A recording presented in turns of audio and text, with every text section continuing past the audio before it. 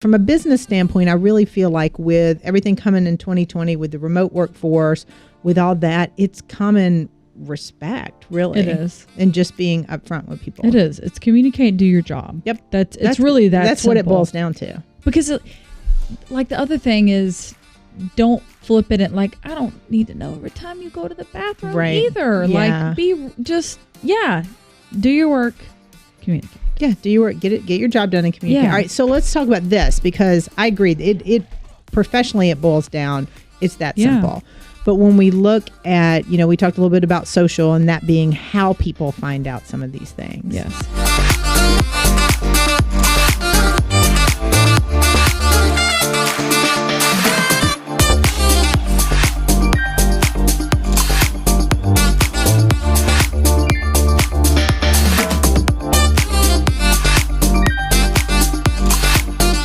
Everyone, and welcome to No Limits with Kristen Andre. I am here today with my sidekick, the highly caffeinated, marvelous Miss Mendoza. That's true. We're going to see how this works today, folks. That's some strong She's got coffee. her caffeine going. Apparently the coffee was a little strong this morning. So I might, by the time this show's over, I'm probably going to have like a full-on beard. I am drinking water. For those of you guys watching on live stream, we can see this, but for those of you guys listening, I'm drinking water. So if you tune into us frequently, we have entered Bizarro world where I am not currently drinking caffeine. Where are you okay? It's in my bag over there. We may have to switch. We have like an emergency stash. We have an emergency stash then we're of good. caffeine. So it should be interesting. Now, but I think it kind of fits into our topic, because today on our little no filter episode, we're going to talk about how 2020 is here. Yes. How things are changing, business, life, and how really the effect technology has had on our work world, our personal life, everything. So we're going to talk a little bit about tech, a little bit about social media, and what that means as we go into this new decade as to how we react to people and interact with people. So when I say 2020, yes, Miss Whitney, what comes to mind? When you think of like change in technology, what do you think the 20s are going to be like? So one of the first things that pops in my mind, it's something that we're doing now a lot of, but we need to get better at it. Okay. And that is remote working. Yes. We so do many a companies lot are of doing it. remote working. My entire team is remote. Yes. Like I'll see you in person once a month. But our team, everybody's remote. We're so bad at it though. Yeah. We're bad. So when you say bad, why, what part's not jiving with you? It's very disconnected. Okay. And that leaves a lot of room for translation. So when you say disconnected, do you mean the work is kind of disjointed and disconnected, or do you mean the communication? Because that's where I see it. I see like a little bit of both, but I see communication is a hot mess. Yes, it is. So when you work from home, you, number one, have your own personal challenge of being at home, right? Like I have to know myself, and there's a point in time where it's like, all right, Whitney's got to go out for a walk because I'll see dirty dishes or dirty clothes, and then I'm like, I got to go do this. Now, however, because we're working remotely, we're kind of working 24/7. Like there's no I think that's a big break. shift. Yeah, there's not a break at all. So is it bad that your employee stops at 1 p.m. to do a load of clothes when they're still going to be working at 9 p.m.? Not necessarily. And I think there's a lot of difference between employees and the people that own the business. Owning my own business, I do work. I mean, I work 24/7. I'm on 24/7, even if I'm not actively doing work, because that's the life of a business owner. It's what we chose because our brains are always working. Yes. But kind of like you said, know yourself. I also consciously knowing myself that I don't like to start and stop things. I don't do housework. I don't do laundry. I don't do any of that during the day. Like I made a conscious effort when I started. I have an office at home. I've had space that I've used before, but when I'm at home, I don't do housework because I know if I do that, it can easily send you down kind of the rabbit hole of getting away from work. You're a better woman than I am. You have to almost like shut it away, like go in your office or just say, I'm going to do it a different time. I started making my kids do it. That's awesome. Oh, that's a good idea. I know. We're calling it Sweet chores. pea. Sweep the floor. You can make the dog, you put little mitts on the dog and it can run around and mop the floor while you're gone. I love that. But I mean, you've got a good point though, because so many people are working from home and we've got this remote workforce, which makes a lot of sense in many reasons because, you know, here in Atlanta where we live, I mean, you're an hour and a half to get to work. That's 3 hours a day in the car. That's insane to me. I couldn't do it every day. I literally would go nuts. Someone said this the other day. It essentially equates to 1 month of the year that you're on the road. Yeah. So when you think about it that way, you're losing a month's worth of work, of productivity. So I think that's why a lot of companies are going remote. And, you know, we do a lot of Zoom meetings and things like that. But I do feel like even technology is fantastic in that we're able to be face-to-face with our clients, our customers, everything. But it, you know, I had a Zoom meeting yesterday with the person that does all my online stuff. And it was great because I love seeing her face and we get to chat and catch up, but we're still not in the same room. Right. You know, I've half of the team that works with me, I've never met in person. They're phenomenal. They do great work and I feel close with them, but you know, it's like one of those people you see them and you just want to give them a hug. You're like, I've never met you, but it's, I think that's common to a lot of companies now. And our team is very similar in both those ways. We've got about half that come to the office on a regular basis, half that don't. And what's interesting is there's a divide of millennials versus non-millennials. Yeah. And the other kind of flip side of this remote work, even though it's, you know, really one of the most popular methods versus, you know, going to the office, millennials, something that we see is they want the connection. They want to know who they're working with. Who is this person? You just said this name and I've heard the name, but I have no clue who you're talking about.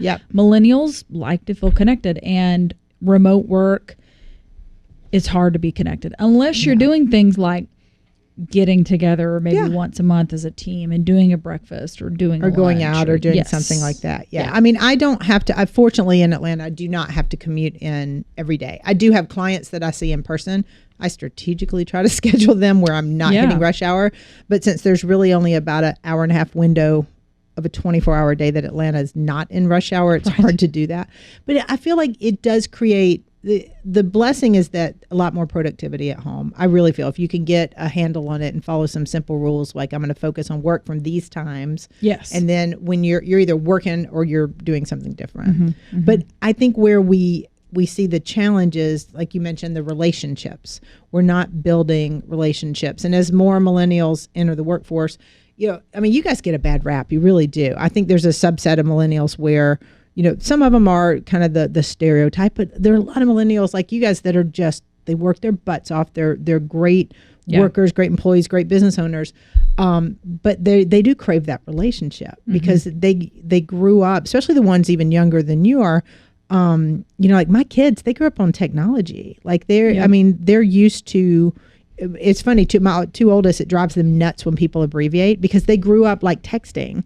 And everything is, you know, short text and abbreviations and emojis. And, you know, you get into the business world and I call it, this is going to be so bad, I call it the Kardashian voice.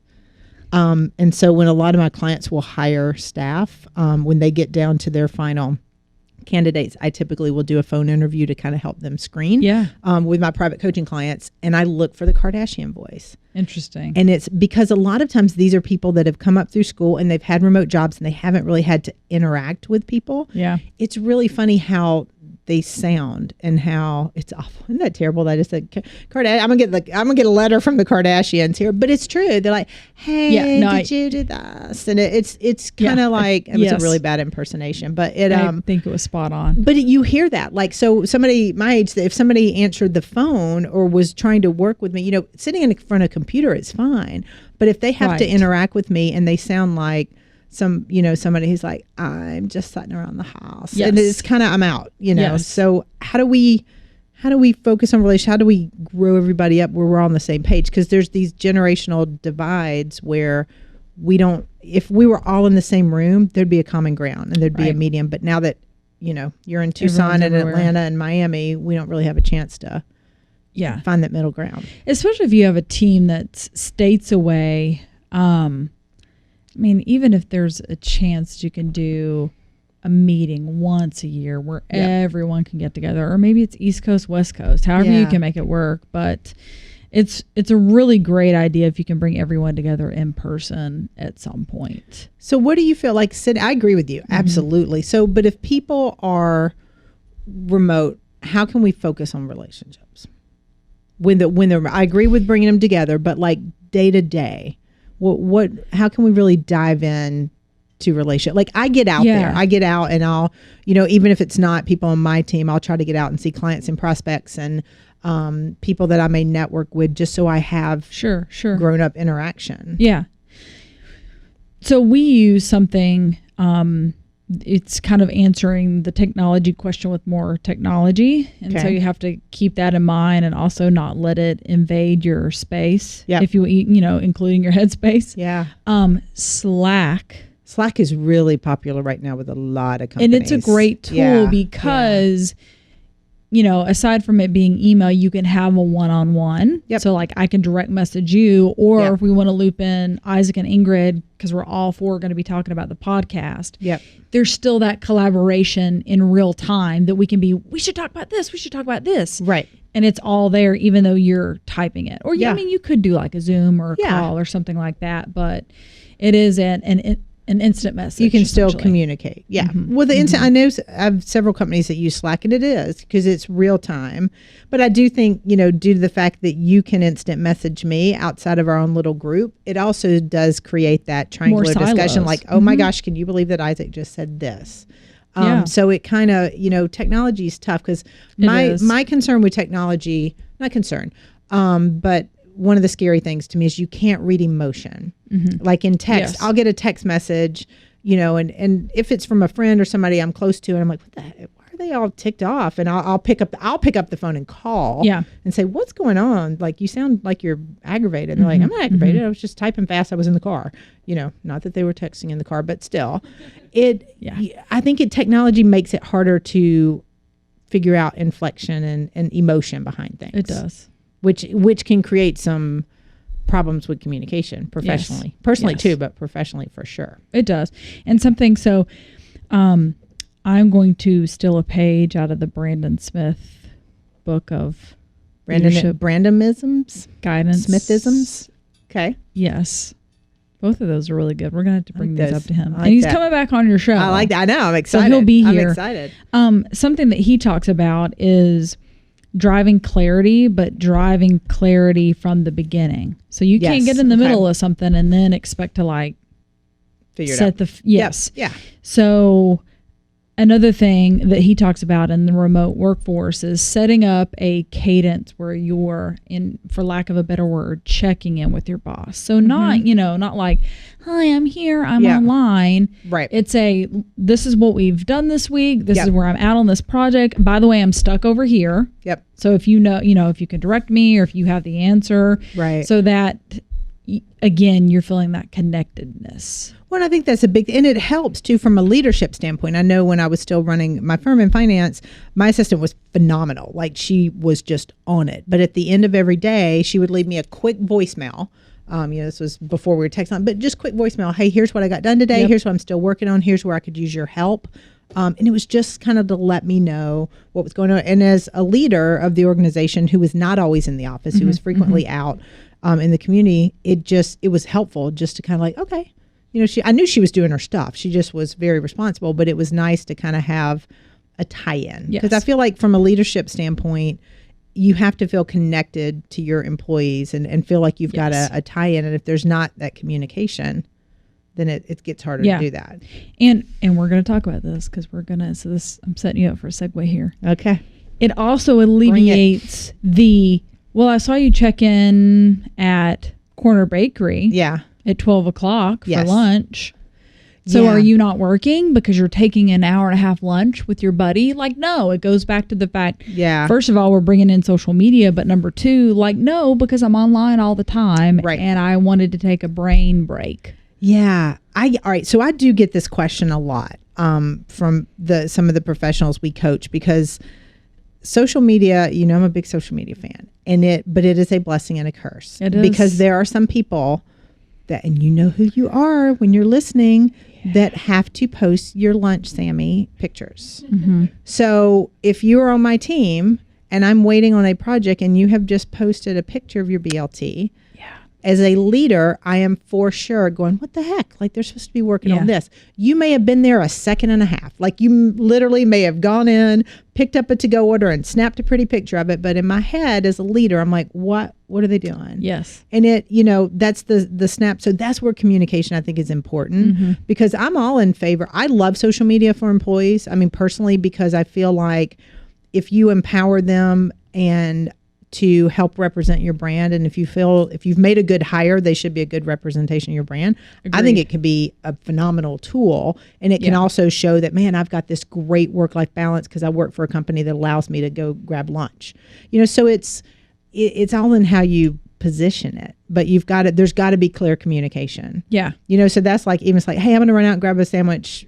I'll be back in an hour. Right. Awesome. Yes. That's cool. Yes. But then if I see it as as your boss, I'm like, wait a minute, I didn't know they were taking off. Not that I would care. It's just sometimes people just want to be in the know. Right. And I feel like that's really, from a leadership standpoint, that's frequently what it is. It's not that they're trying to micromanage or some of them do, but most of the time it's just, let me know what's going on so I can help best support you. Exactly. It's just open communication. Right. As a leader, and having someone who is had a large number of people working with me before, I don't want somebody working 24/7. None of us do. I mean, there may be a couple, but they're not good bosses. Right. So we really want people to have that work-life balance. It's just a matter of, Yeah. But that's, one of the other points we were talking about before we went on was just with all this stuff with social, and if I'm a leader and I'm trying to be a leader to my team and you're all remote, how can I be an effective leader with people I don't see all the time? Right. So it goes both ways. Like, you're trying to be a good employee and get stuff done, but I'm also trying to be a good leader and empower you guys and trying to make sure that things get done and that all of our objectives get hit. But I'm also this person behind a screen on a lot of times. Yeah. I think it creates a big challenge for organizations. And you've got to use common sense. Yeah. Right. See, all right, that's a good point, because people seem to be lacking common sense. Yes. In today's world, like a lot of people. Yeah. Well, and like seriously, a lot of people. What's interesting is, what's the phrase? The truth will allow. And like, here's another good example, right? Because we've been having this. So Vanessa recently took a trip to Switzerland. Nice. And so she did it the right way. She let us know, hey, this is coming up. I'd really like to go. She's working remotely. Okay. So let's pretend she didn't tell us that. She was like, oh, I'm sick for like a week. I've got something that's it's contagious and I can't come in. I'm sorry. Right. And then you see her post in Switzerland. Not only that, though. Yes, that's true. But like, when she first logged into our Twitter account, I got an email. Yeah. There's a login in Zurich. I hope I said that city name right. Yeah, you did. Okay, thank you. Switzerland. Was this you? Like, imagine if she had not told us that she was going to Switzerland. Right. And maybe she was playing it smart, but Twitter knows. But I don't, like, you call that common sense. That's common courtesy. That's not being an idiot. I mean, really, quit lying. If you're going to go to lunch, go to lunch. People eat. Like, I mean, shocking. Don't hide it. Just right. Yes. So, like, I mean, if your company is the type that has afforded you the opportunity to work remotely, one, be upfront with what you're doing and what you're not, and two, don't abuse it. Yep. Most people aren't going to care if you eat. Food is good. You typically need it. Yes. Yeah. I go long. Caffeine is good. You can go out for coffee. Yes. But you just need to be upfront about it. And it's, enough of this, like all this, the lying, I'm sick of, I've got, no, you're not. Just, I mean, we're not falling for this. Exactly. Just, I think if you're upfront, but that's where, I've been very fortunate to have great people working with me. Yeah. I would have never balked at it, because here's the thing. If you have a good employee, and if you are a good employee, you're going to get your stuff done. Exactly. I have zero concerns that the stuff is going to get done. Now, it may be different if we're working on a very tight deadline for a particular project, but if that's the case, the leader communicates that, the team knows that, and everybody's working towards the common goal. Right. Yeah. Yeah. I mean, it's not that hard. From a business standpoint, I really feel like with everything coming in 2020, with the remote workforce, with all that, it's common respect, really. It is. And just being upfront with people. It is. It's communicate and do your job. Yep. That's really that That's what it simple. boils down to. Because, like, the other thing is, don't flip it and, like, I don't need to know every time you go to the bathroom either. Yeah. Like, do your work, communicate. Yeah, do your work, get your job done and communicate. Yeah. All right, so let's talk about this, because I agree. It professionally, it boils down. It's that simple. But when we look at, we talked a little bit about social, and that being how people find out some of these things. Yes. So what do you do on social with your coworkers? Like, what do you connect with your boss? Do you not? Do you connect with your clients? Do you not? This is still such a strange area. Yeah. For me. Yeah. Because you have this vision in your mind of how your boss is. Yes. You like bossy things, right? Like, you think they bossy do. Things. Bosses are sitting home with a pipe out their yes, mouth. that's exactly and what they're the supposed paper. to be doing. They're not supposed to be there on the beach. Like, I don't need to see anyone on the beach.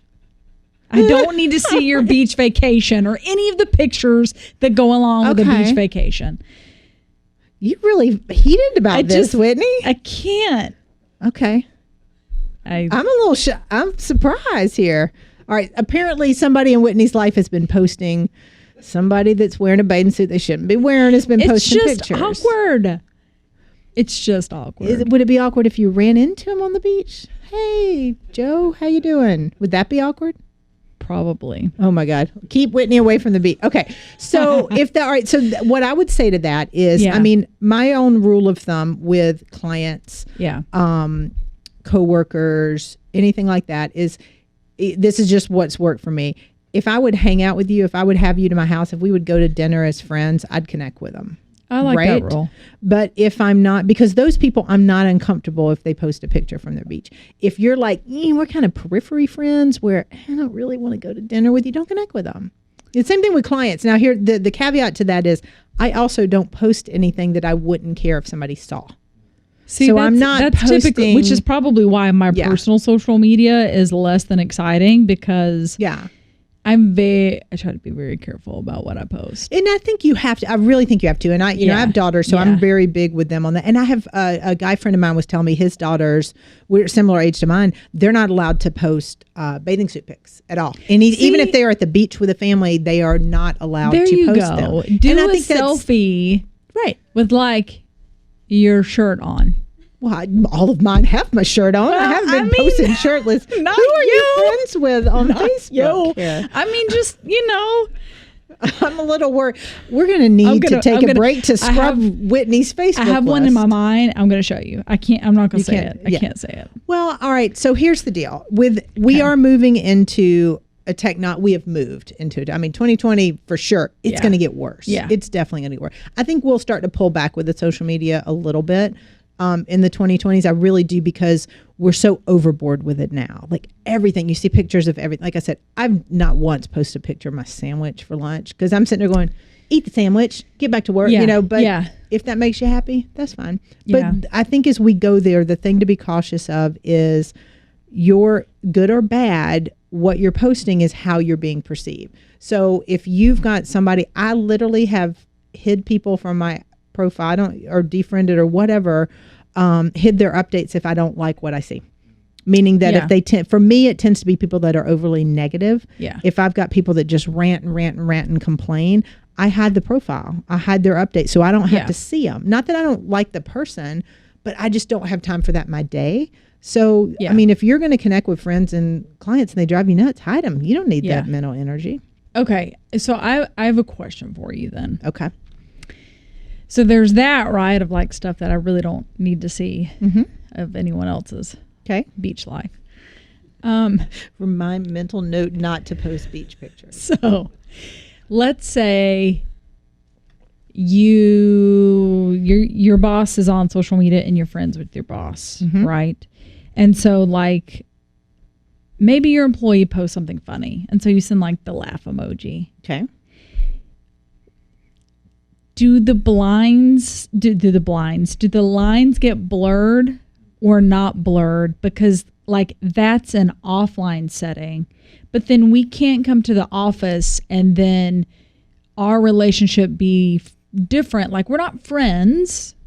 We are coworker and boss or direct report. And you see what I'm saying? Like, yeah, I don't, for me personally, I don't have a line between personal and professional, meaning like to my analogy where is if I would hang out with you, I would friend you on Facebook, but I act exactly the same in my personal life as I do in my professional life. So a lot of my clients I'm friends with on Facebook, I'm friends with in real life. I'm friends with them. I'm friends with their spouses. We're just friends. What if you had to fire your friend? I've fired my friends before, for sure. Absolutely. Because business is business. I mean, I'm the same person. Yeah. The line's blurred, but business is business. I've absolutely fired people that I care very much about. And what's funny, I have a lot of people that I've let go from my old firm. I had one company I was with when I was still in healthcare. We did layoffs. I'm still friends with them because what they saw was me, and what they got at work and at home was just me. So if it came down to business, it wasn't personal. It was just business. Which not everybody can do that. Maybe I can silo it better than a lot of people, but it's just, so I don't mind. Now I will call people out if they're doing something or posting something that I don't approve of. Yeah. That for sure. But yeah, to like, you're not walking, you don't have to walk into work and say, oh my gosh, I really liked your post and I gave it a laugh. But I mean, it lets you have insight if you use social media properly. And you support people and you encourage people, it gives you insight into who they are and to what's important to them. So all those beach pictures that you're scrolling by because Johnny shouldn't have been wearing a Speedo, it's, they will probably give you insight as to, man, look at all these pictures. They really like the beach. They've had so much fun with their family. Enjoyed your kids have grown up, things like that. I mean, like my mind almost goes to the opposite. Like I'm gonna pick on Vanessa because she's in Switzerland. Poor Vanessa.